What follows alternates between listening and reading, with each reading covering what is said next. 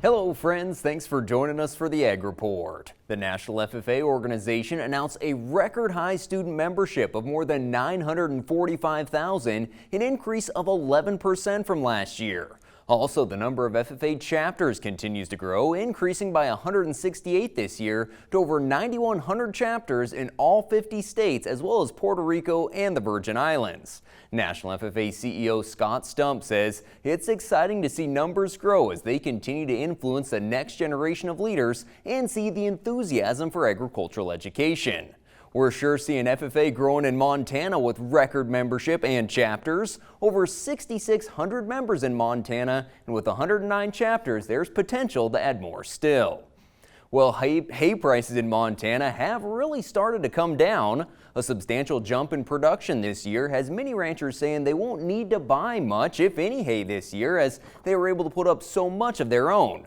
Drought and a long winter did deplete hay stacks, so supply rebuilding is still needed, but with less cows in the state, that has curbed demand. With drought in other parts of the country, out-of-state demand remains good. Still seeing some higher quality alfalfa selling to horse owners for $225 to $265 a ton, but USDA is reporting the majority of hay sales as fair to good alfalfa selling from $140 to $150 a ton and good grass hay at $150. Well, thanks for joining us this morning. We'll see you back here for more ag news and the markets. We asked Montana farmer Walt Sales about the challenges of mental health in agriculture. Another drought. There always is. There's always going to be another something. I grew up in a generation of you pulled yourself up by your bootstraps. But it's become evident is what do you do if you can't even find those bootstraps? If you need to talk to somebody, go to beyondtheweather.com for free counseling for Montana ag producers.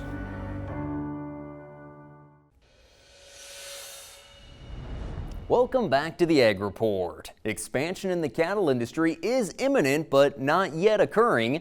Cattle on feed numbers are still historically high, even with the smaller cow herd due to drought forcing cattle to feed yards early and cattle being kept on feed longer. Heifer placements on feed were down in July, but still well above the last several years. However, the percentage of feeder heifers sold at auction have been trending down and reached a 2-year low the last week of July.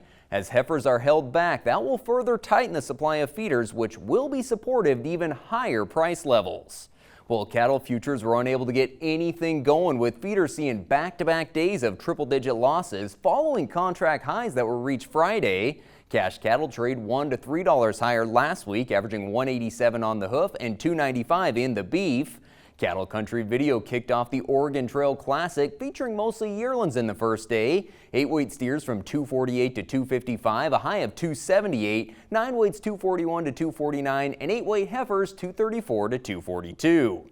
At the Bowman auction market, 60 to 80 pound lambs sold from $176 to $195, the 80 to 100 pounders $181 to $196.